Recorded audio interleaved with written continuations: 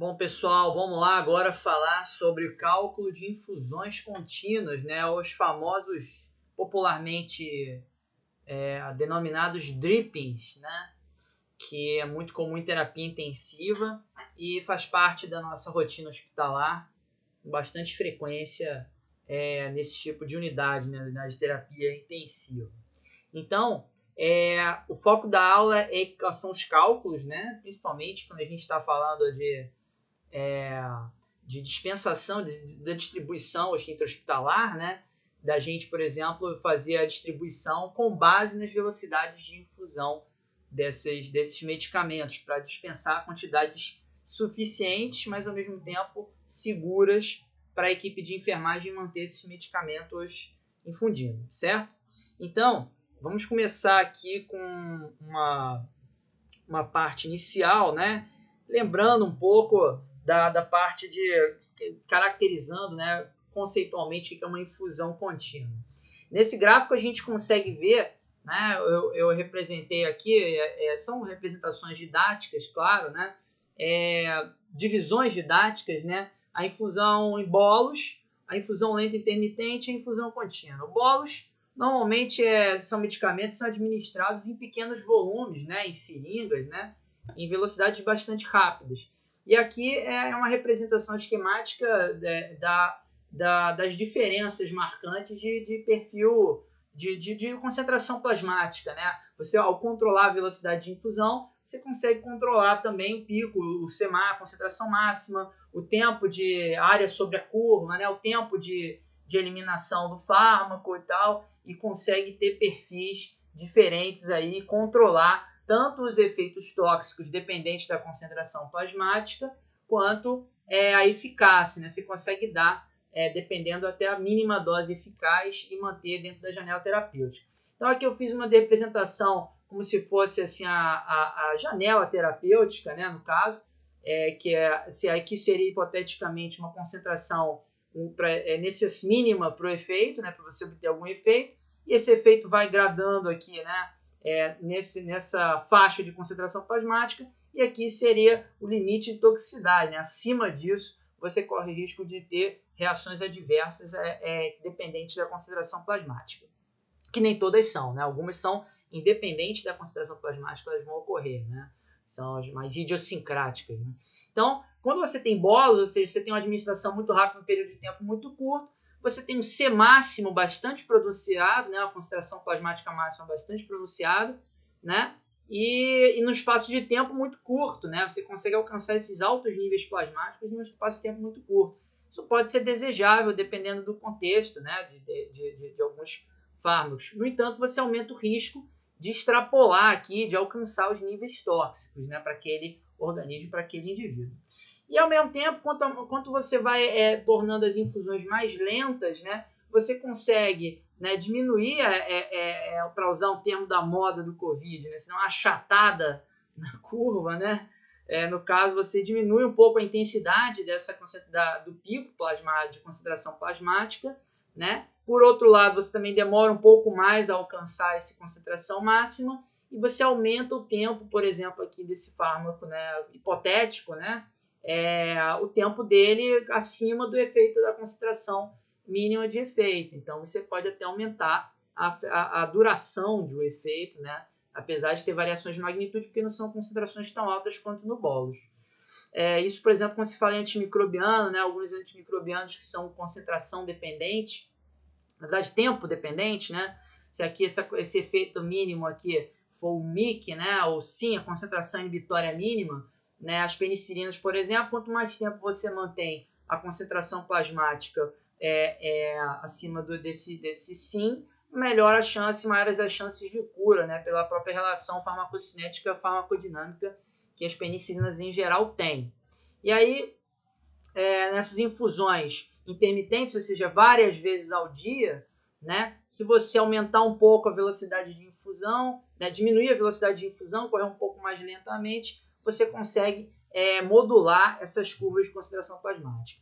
E o extremo disso é a infusão contínua, né? No caso, você infunde ininterruptamente, né? 24 horas por dia, né? Uma velocidade constante.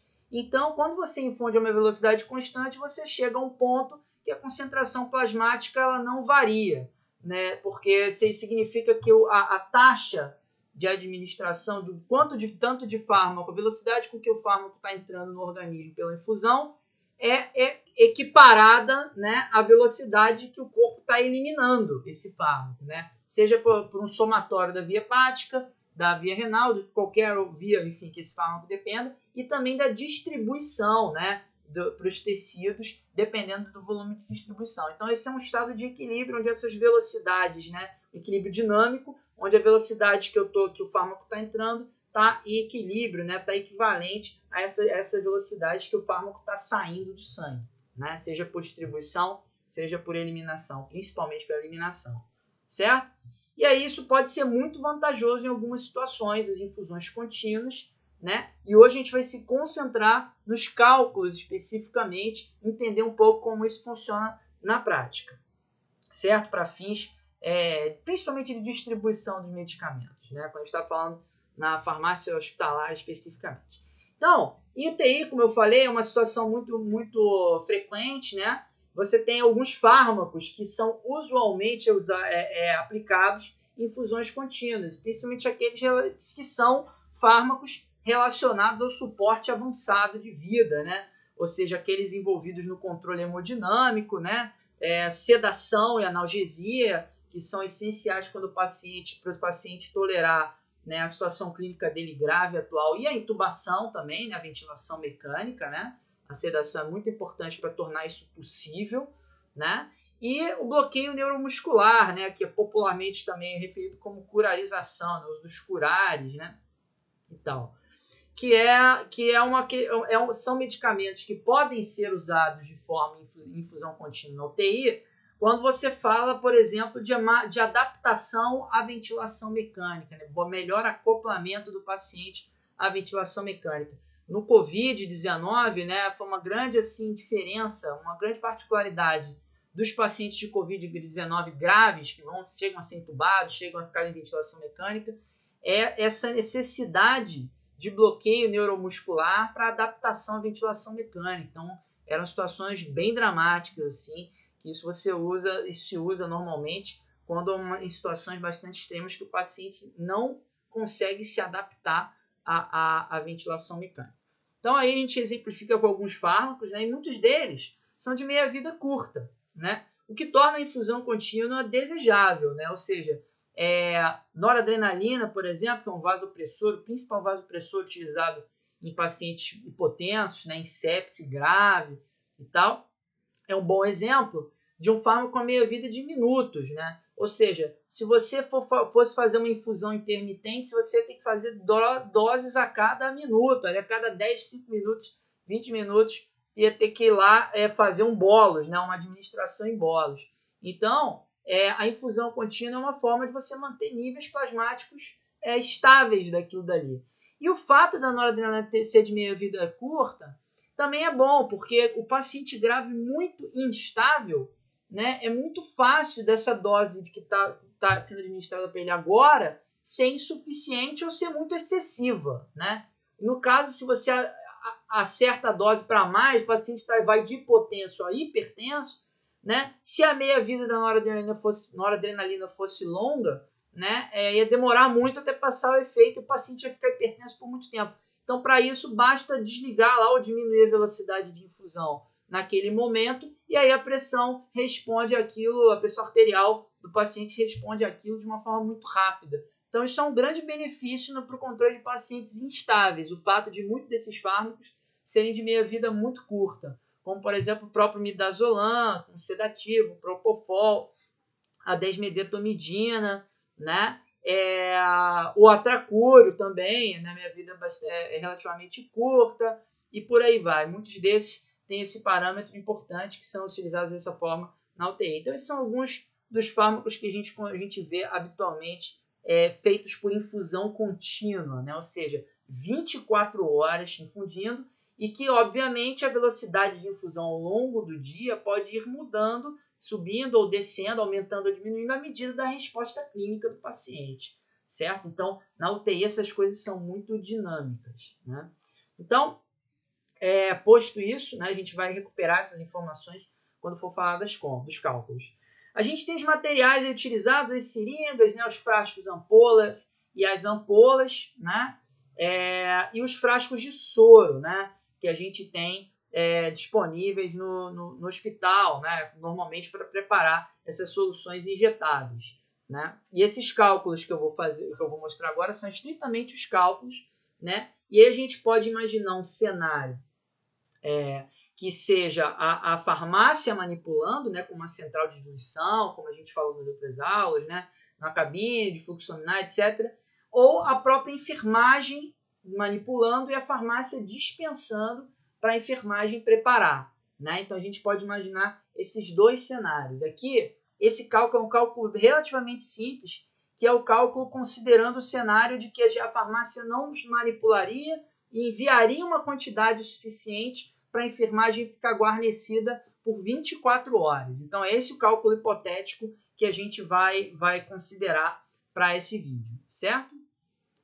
Então, vamos para uma prescrição hipotética aqui, né? Vamos supor que eu tenho um sistema de distribuição por dose individualizada, né? A gente já estudou isso em outras aulas, né? E que eu dispenso uma vez por dia para as 24 horas, ou seja, chega a prescrição, eu avalio o que o paciente precisa para as 24 horas, separo, né, para aquele paciente aquela quantidade de medicamentos suficiente para suprir a terapia dele para as próximas 24 horas. Então, o que é bom, por exemplo, um paciente de UTI chega com essa prescrição aí bastante típica, né?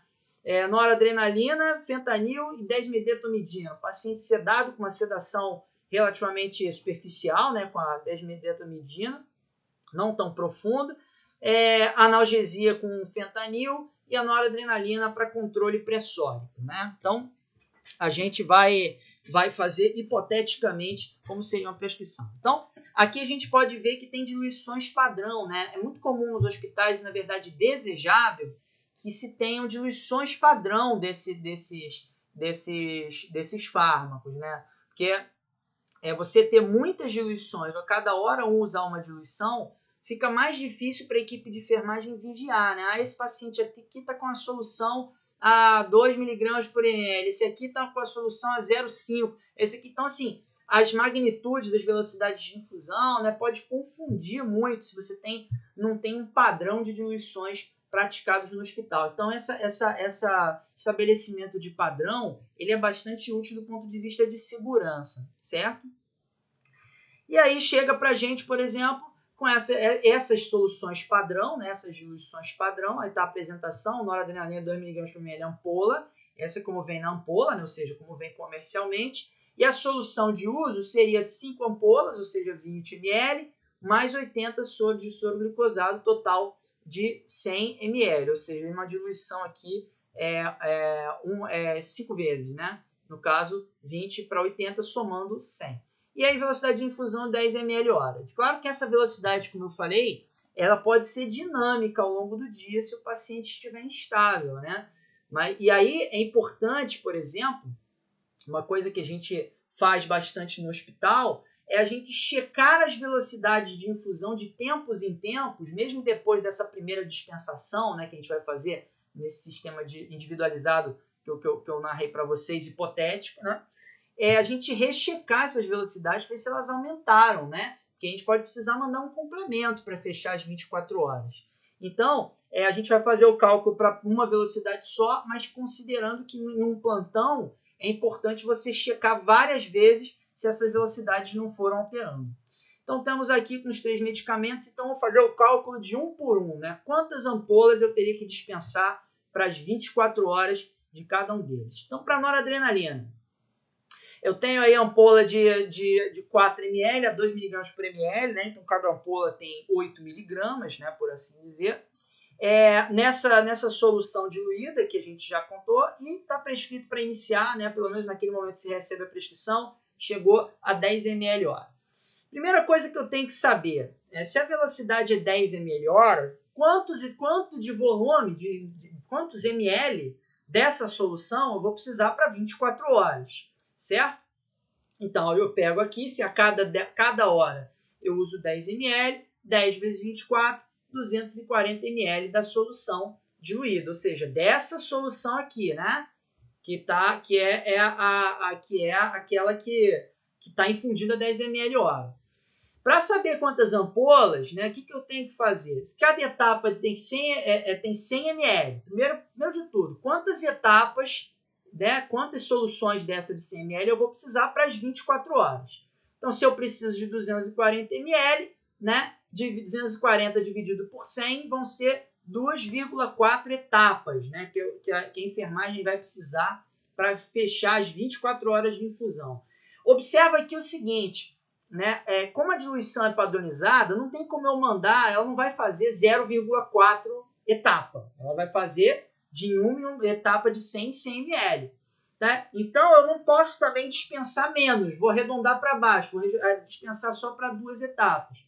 Eu sempre dispenso para mais, porque aí a infusão pode durar mais de 24 horas, mas pelo menos é melhor a infusão passar das 24 e ela desprezar eventualmente o que não for utilizado, do que faltar antes de completar as 24 horas. Isso, lembrando, considerando o meu sistema de distribuição, né, por dose individualizada, que dispensa uma vez ao dia para 24. Né?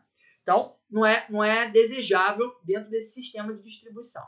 Então, eu arredondo, né, e envio suficiente para 3 etapas, certo? Então, se eu vou mandar 3 etapas, quantas ampolas tem em cada etapa? Ora, a gente sabe aqui que são 5 para cada etapa de 100 ml, não é? Então, se eu tenho 5 ampolas, 3 etapas, vezes 5 ampolas, 15 ampolas é a quantidade que eu preciso para dispensar para esse paciente, para durar para as 24 horas e mais um pouquinho, né? 24 e um pouquinho, porque a gente está mandando a mais para arredondar para cima as etapas, certo? Fentanil, né, o nosso analgésico opioide aí, para fazer os pacientes, permitir que os pacientes tolerem a ventilação mecânica, né? Ajuda um pouquinho também na adaptação à ventilação, pelos efeitos até depressores da depressão respiratória, né? Mas, enfim. Nesse caso aqui, a gente está trabalhando com uma etapa pura, ou seja, nesse local hipotético, as etapas são feitas de forma pura, ou seja, 60 ml, né, puro. E aí, normalmente, só uma curiosidade, como a enfermagem manipula, isso é bem complicado, né? Quando você não tem uma central de diluição, quem faz isso é a enfermagem. Você não tem frasco assim, nem sempre tem uma bolsa vazia, que você só bota o fentanil dentro. Normalmente, é frequente eles terem que partir do frasco de soro, esvaziar o frasco de soro, e aí sim colocar o fentanil puro dentro, né? Botar o medicamento puro dentro. Isso é bem complicado, assim, não é muito bom, assim, é muita furada no frasco, muita manipulação, aumenta inclusive o risco de infecção, né? De contaminação desse medicamento manipulado. Mas existem alguns lugares que é necessário fazer puro. Então vamos lá.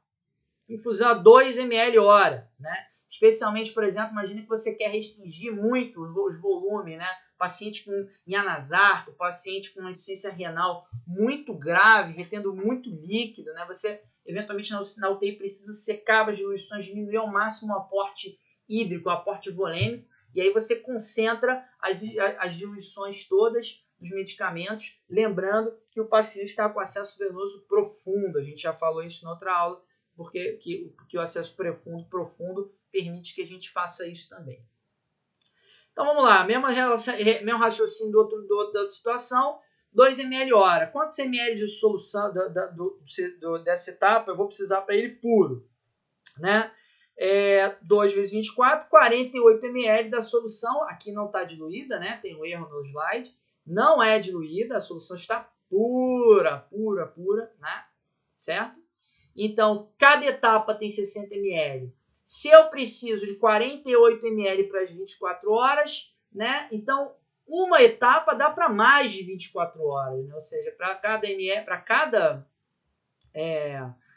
cada 24 horas eu preciso de 0,8 etapa. Né? Então, eu arredondo para cima e envio para uma etapa só. Nesse caso, é importante ver, inclusive, a estabilidade. Né? Porque se eu tenho estabilidade suficiente, às vezes nesse caso é puro, mas se a solução é estável por 24 horas diluída, né? Depois que eu violei a embalagem, furei, né? As ampolas, enfim, elas não estão mais hermeticamente fechadas ali e podem estar sujeitas à contaminação, ou quando eu diluo em alguma coisa, a degradação físico-química. Então, às vezes você precisa fracionar essas etapas, aí o padrão de etapas precisa ser diferente para não gerar essas soluções que duram muito tempo, né? Se cada etapa tem 6 ampolas, eu preciso mandar uma etapa, então eu mando 6 ampolas de fentanil para suprir as 24 horas, certo? Então, nesse caso, é bastante simples. E a desmedetomidina, por fim, a gente tem ela 8 ml hora nessa diluição aqui, uma ampola para um total de 50 ml, né? Adicionando 48 de soro, cada ampola tem 2 ml. Então, vamos lá, mesmo raciocínio. Se cada professor tem 8 ml hora, quantas ml hora nas 24 horas? Né? 8 vezes 24, 192 da solução diluída. Né? Então, cada etapa tem 50 ml no volume total. Né? Então, vamos lá. Se eu preciso de 192 ml, né, para as 24 horas, então são 3,84 etapas. 192 dividido por 50, 3,84, que arredondando são 4 etapas. Então, 4 etapas dá para um pouco mais de 24 horas. Se cada etapa tem uma ampola, então eu mando 4 ampolas, que é o suficiente para 4 etapas, certo? Então, no final das contas, o que a gente tem? Né?